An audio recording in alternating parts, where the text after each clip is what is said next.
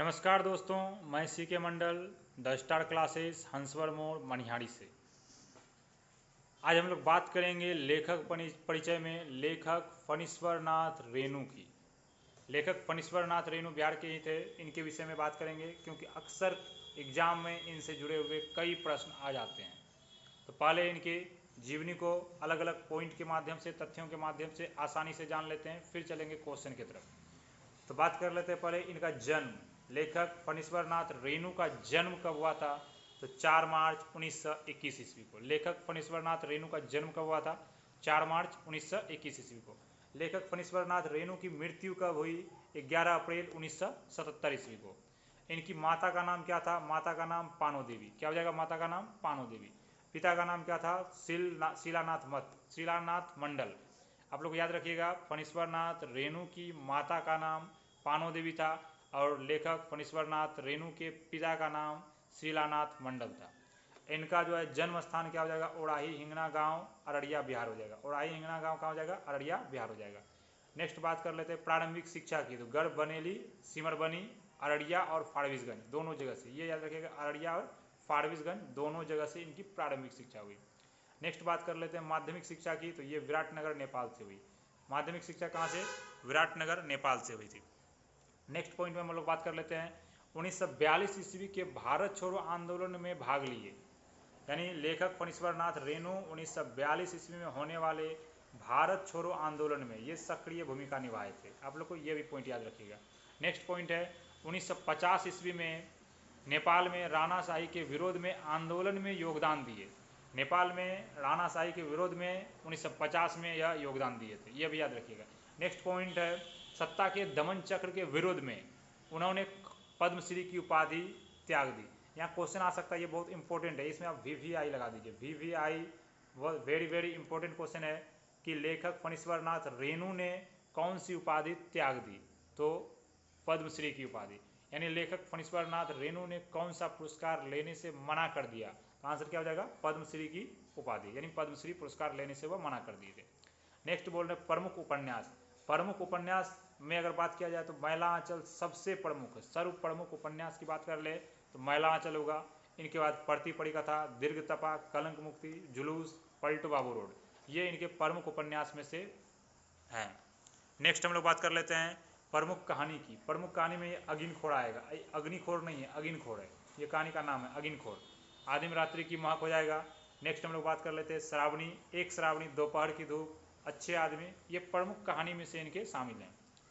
संस्मरण की अगर बात करें, प्रमुख संस्मरण कौन कौन से थे? रिंजल धनजल, रिन थोड़ा सा सही कर लीजिएगा, मिसप्रिंट हो गया है, रिंजल धनजल। नेक्स्ट हम लोग बात कर लेते हैं वन तुलसी की गंध, श्रुत अश्रुत पूर्व, श्रुत अश्रुत पूर्व हो जाएगा, यहाँ आपका इसमें थोड़ा सा मिसप्रिंट हो गया, श्रुत अश्रुत पूर्व। प्रमुख संस्मरण में बात कर लेते हैं रिंजल धनजल, वन तुलसी की गंध, श्रुत अश्रुत पूर्व, ये तीनों इनके बहुत फेमस संस्मरण है। नेक्स्ट हम लोग बात कर लेते हैं रिपोर्टाज।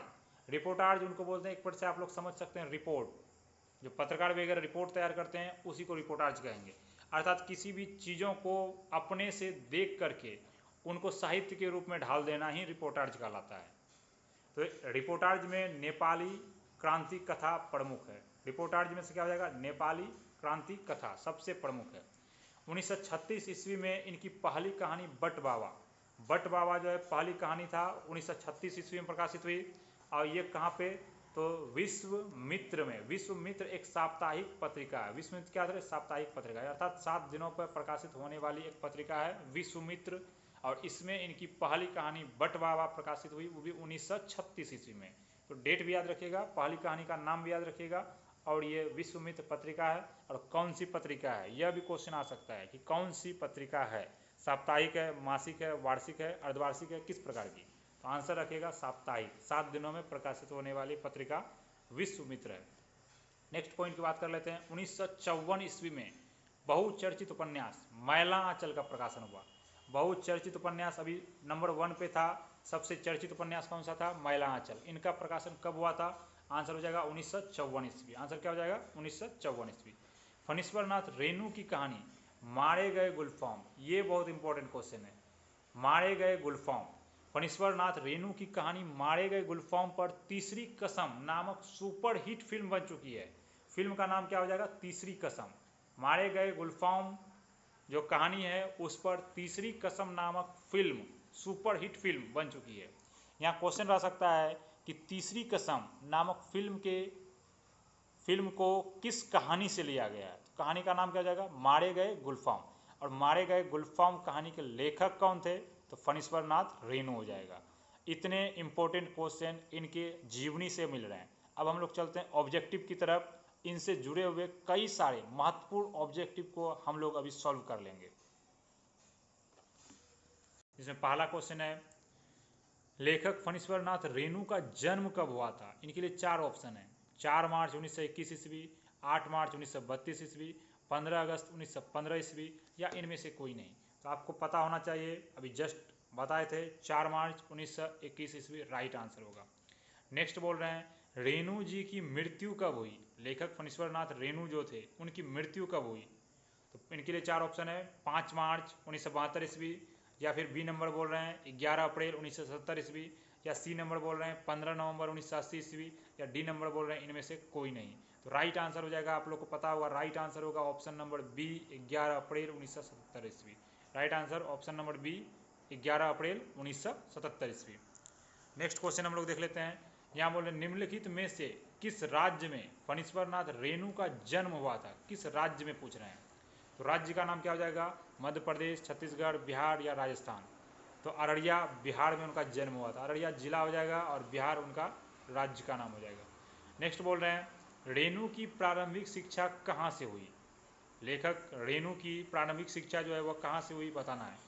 अररिया बेगूसराय से, अररिया पटना से, अररिया और मुजफ्फरपुर से, अररिया और फारबिसगंज से। तो रेणु की जो प्रारंभिक शिक्षा हुई वह अररिया और फारबिसगंज से हुई थी। नेक्स्ट बोल रहे हैं, लेखक फणीश्वर नाथ रेणु की माध्यमिक शिक्षा कहाँ से हुई। वो तो प्रारंभिक शिक्षा थी, अभी माध्यमिक पूछ रहे हैं। यानी लेखक फणीश्वर नाथ रेणु की माध्यमिक शिक्षा कहाँ से हुई। नेपाल से, बांग्लादेश से, चीन से, या फिर भूटान से। राइट आंसर क्या हो जाएगा, नेपाल से। इनकी प्रारंभिक शिक्षा कहाँ से हुई, राइट आंसर नेपाल से। फणीश्वर नाथ रेणु की माता का नाम क्या था। अभी जस्ट बताए थे, फूलमती देवी है, राजकुमारी देवी है, पानो देवी है, या इनमें से कोई नहीं। यहाँ मिस प्रिंट हो गया थोड़ा सा, या पानो देवी होगा, पानो देवी कर लीजिएगा। राइट आंसर भी यही होगा, ऑप्शन नंबर सी। फणीश्वर नाथ रेणु की माता का नाम पानो देवी है। नेक्स्ट बोल रहे हैं, फणीश्वर नाथ रेणु के पिता का नाम क्या था। भोलानाथ मंडल। भोलानाथ मंडल जो है जस्ट इससे पहले वाले वीडियो में बताए थे। शिव पूजन सहाय, लेखक शिव पूजन सहाय के बचपन का नाम भोलानाथ था।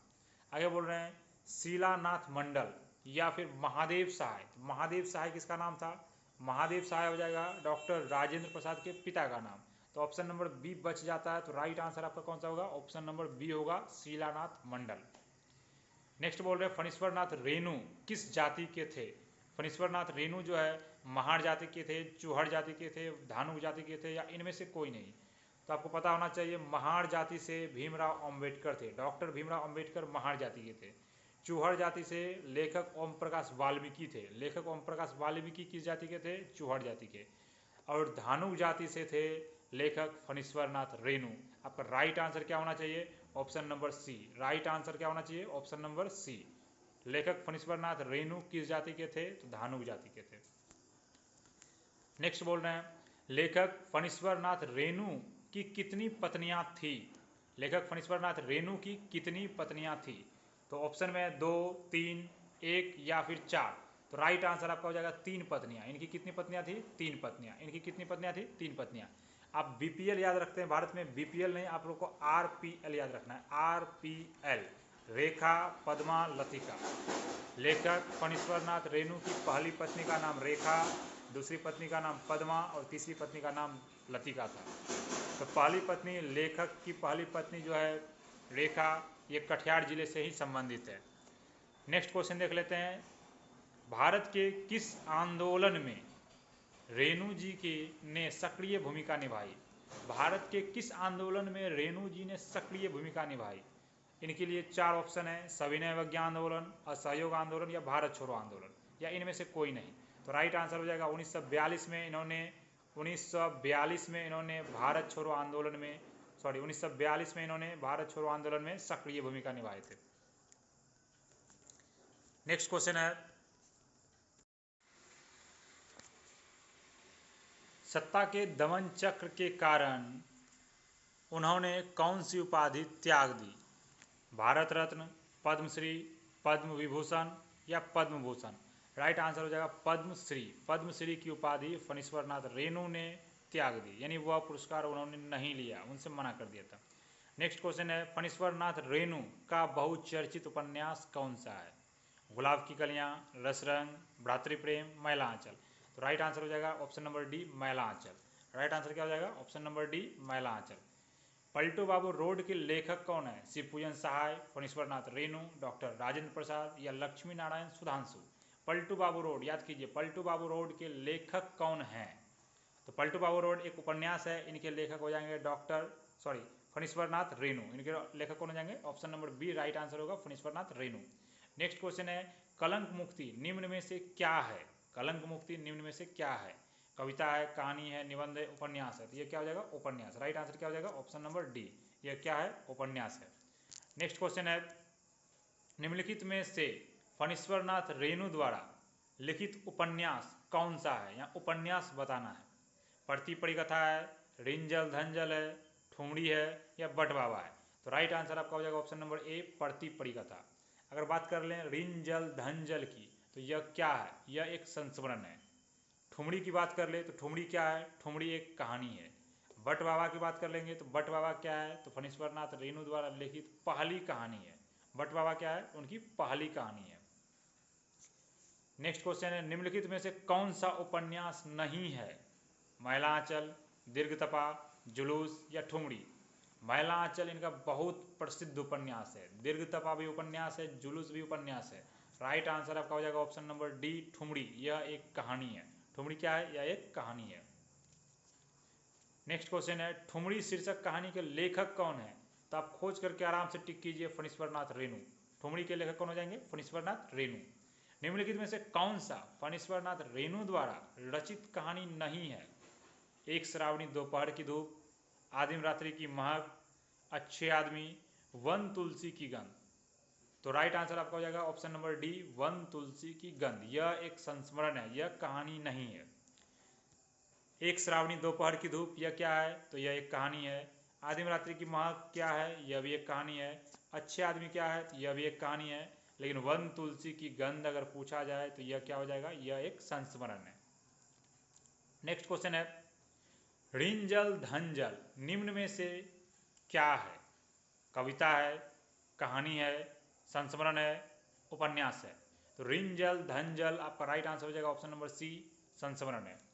नेक्स्ट क्वेश्चन है, इनमें से फणीश्वरनाथ रेणु की रचना कौन सी है? कहानी का प्लॉट, वियोग, श्रुत अश्रुत पूर्ण, इनमें से कोई नहीं? तो राइट आंसर होगा ऑप्शन नंबर सी, श्रुत अश्रुत पूर्व। नेक्स्ट क्वेश्चन है, निम्नलिखित में कौन सा संस्मरण है? वन तुलसी की गंध, मैला आंचल, पलटू बाबू रोड, अच्छे आदमी? तो राइट आंसर हो जाएगा ऑप्शन नंबर ए, वन तुलसी की गंध। नेपाली क्रांति कथा निम्न में से क्या है? कविता है, कहानी है, उपन्यास है या इनमें से कोई नहीं?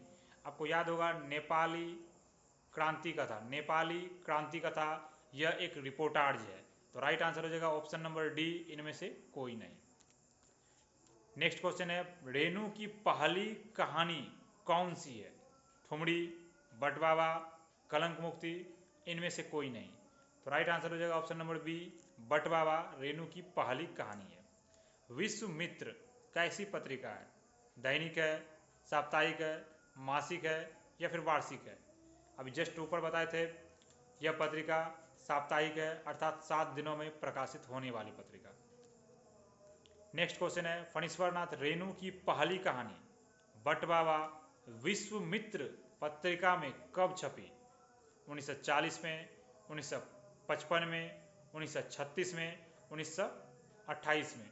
तो राइट आंसर हो जाएगा ऑप्शन नंबर सी, 1936 ईस्वी में। कहीं कहीं यह जानकारी 1944 भी मिलती है, परंतु हम लोगों को बिहार बोर्ड के किताब के अनुसार चलना है। तो राइट आंसर हो जाएगा 1936, ऑप्शन नंबर सी बिल्कुल राइट आंसर होगा। प्रसिद्ध उपन्यास मैला आंचल का प्रकाशन कब हुआ था? प्रसिद्ध उपन्यास मैला आंचल का प्रकाशन कब हुआ था? 1950 में, 54 में, 58 में, या फिर 62 में? तो राइट आंसर हो जाएगा 1954 ईस्वी में। ऑप्शन नंबर बी बिल्कुल राइट आंसर है। मारे गए गुलफाम शीर्षक कहानी के लेखक कौन है? फणीश्वरनाथ रेणु, रामधारी सिंह दिनकर, सच्चिदानंद, हीरानंद, वात्स्यायन अज्ञेय या इनमें से कोई नहीं? राइट आंसर हो जाएगा option number A Phanishwarnath Renu. Next question है, फिल्म तीसरी कसम रेणु की किस कहानी पर आधारित है? बट बाबा पर, मारे गए गुलफाम पर, या तीसरी या ठोड़ी पर, या इनमें से कोई नहीं? राइट आंसर हो जाएगा ऑप्शन नंबर बी मारे गए गुलफाम पर। इनकी एक प्रसिद्ध फिल्म कौन सा है? तीसरी कसम फिल्म है। नेक्स्ट क्वेश्चन है, लाल पान की बेगम शीर्षक कहानी के लेखक कौन है? तो राइट आंसर हो जाएगा फणीश्वरनाथ रेणु। आप यहाँ से एक और भी इम्पोर्टेंट पॉइंट निकाल सकते हैं, लाल पान की बेगम क्या है? कविता है, कहानी है, उपन्यास है, निबंध है? तो राइट आंसर हो जाएगा कहानी है। इन्हीं में से एक क्वेश्चन आप छांट के निकाल सकते हैं।